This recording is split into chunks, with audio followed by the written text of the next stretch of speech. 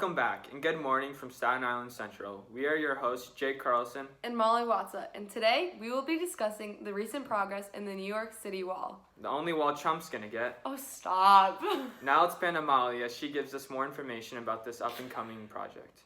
In 2012, Superstorm Sandy devastated New York. Sea levels rose to 9 feet, leaving Staten Island in ruins. More than 2 million people were left with no electricity, and 43 lives were lost. After 7 years, many of the homes still had no repairs. With climate change increasing sea levels, major storms are likely to hit New York again. New York is not a good protector of superstorms. With clockwise winds, there could be up to 500 tons of water pushed into the harbor. The narrow shorelines and shallow sea ground allow the water to build more easily, mounting at 11 to 15 feet high. The water can flow for 2,900 miles, reaching Queens and Manhattan. The water floods subway stations within 40 minutes and pours through sidewalk gratings. Countless people lose electricity, and power plants and emergency generators shut down. The Department of Homeland Security and U.S. Corps of Engineers predict that a Category 4 hurricane could cause more than $500 billion of damage. A Category 1 hurricane could result in $58 billion in damage to the subway systems. A Category 2 hurricane would entirely flood Rockaway Peninsula, and a Category 3 hurricane would put JFK under 19 feet of water. Hi, I'm Francesca Weller, here on site in Staten Island. As you can see, it gets quite windy and wavy in an unprotected area like this, which is where the wall comes in. The wall is a part of a new way of taking on climate change called resiliency, where city leaders work closely with scientists to identify looming risks and take protective steps to adjust the urban environment for this future. Although the barrier is quite expensive, it is a necessary project that will actually save New York City $30 million a year in a flood-related damages and will save lives. Also, this wall is providing other crucial benefits for communities. Not just a wall out in the bay that is only activated during the actual emergency event, which is why there is a plan to also create a boardwalk which will create an outdoor community space by the water. It is preparation for the possibility that climate change and sea level rise may be worse than expected. Jessica Weller signing off. Now back to you, Jake. How did this idea come to be? Well, let me walk you through the main parts of it. This idea was created after Hurricane Sandy by the Army Corps of Engineers, which is a federal agency, who then worked with Senator Charles Schumer of New York to make this a reality. Once proposed, it was rather quickly authorized by federal, state, and local governments as they want this project to get done sooner than later.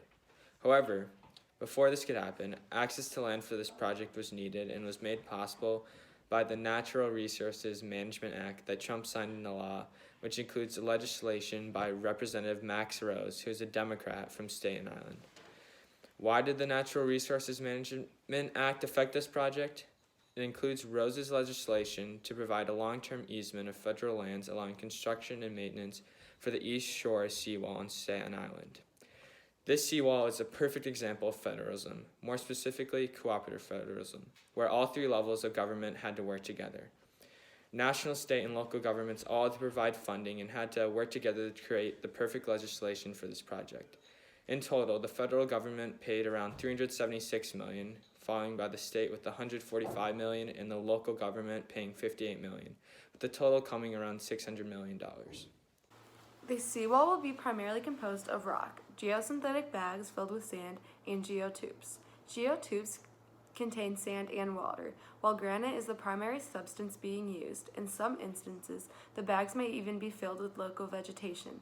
Seawalls first began by being built entirely of rock, and although rock is still being used with building seawalls, it has evolved to interlocking concrete units. There's also a very strong push towards using natural solutions for the seawall, like using dunes, mangroves, and man-made reefs and man-made walls.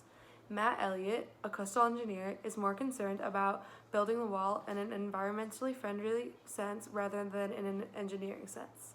In seawalls around the world, holes are being built in the wall to encourage nature to grow. These different tactics are being implemented in the design for the New York seawall.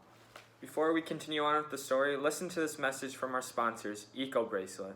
Whoa, what a cool bracelet you have on. Oh my god, you like it? It's eco-friendly and biodegradable. And it comes in so many colors. Ooh, but they look so expensive. If only I could afford it. They're not expensive at all. This one was only $2, and you can get 2 for $3. That's so dope. Where can I pick one up? Literally everywhere. Just go to your local Meijer right now. That's so cool. The only problem is I also want to be helping climate change. You can. 20% of the profits go to building and maintaining the seawall in New York. Whoa, that's so cool. I wish I could go to New York. I know. Before we go, let's listen to what the governor said about the seawall. Let's roll the clips.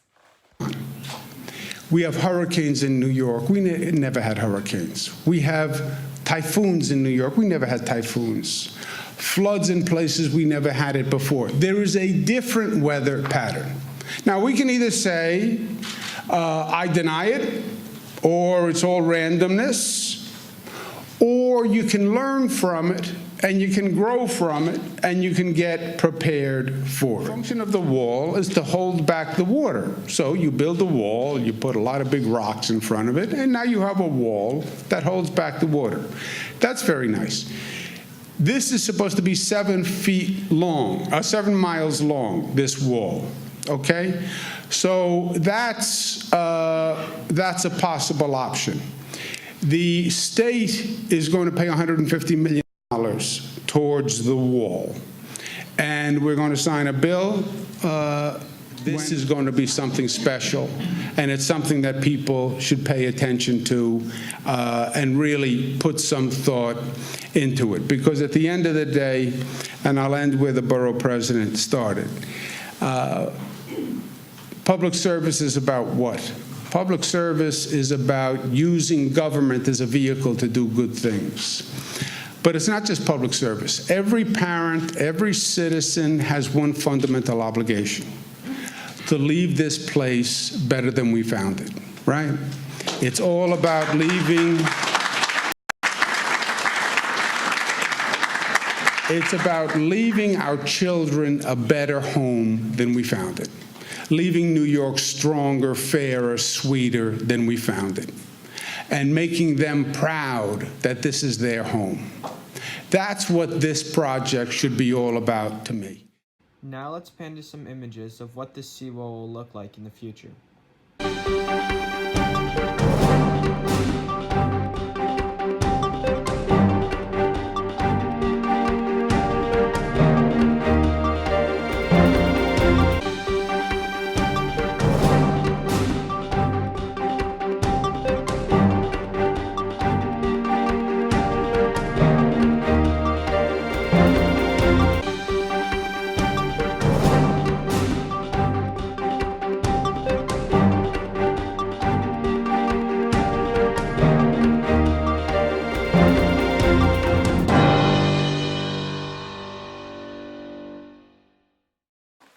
Now let's recap everything we've talked about. By summer of 2022, New York and the Army Corps of Engineering are planning to build a 5-mile seawall to prevent flooding caused by rising sea levels in the Staten Island area. It is going to cost around $600 million, with all levels of government contributing to the cost. This was sparked by the destruction caused by Hurricane Sandy in 2012, which took lives and buildings. With this bridge, they hope to protect New York citizens and prevent future devastations caused by global warming. Check back next week on Staten Island Central for more updates on the story. Signing off is Staten Island Central. See you guys later.